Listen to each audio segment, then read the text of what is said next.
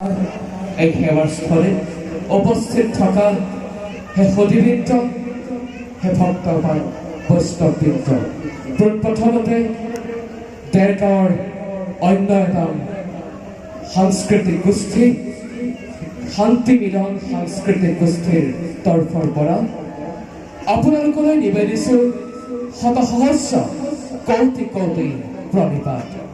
হে সতীবৃন্দ, অসমৰ বিভিন্ন প্ৰান্তত অনুষ্ঠিত হোৱা সদৌ অসম ভাওনা প্ৰতিযোগিতাত শ্ৰেষ্ঠ দল, শ্ৰেষ্ঠ অভিনেতা অভিনেত্ৰী, শ্ৰেষ্ঠ গায়ক বায়ক সমাহেৰে গঠিত এটি দল, যাৰ নাম দেৰগাঁও শান্তি মিলন সাংস্কৃতিক গোষ্ঠী।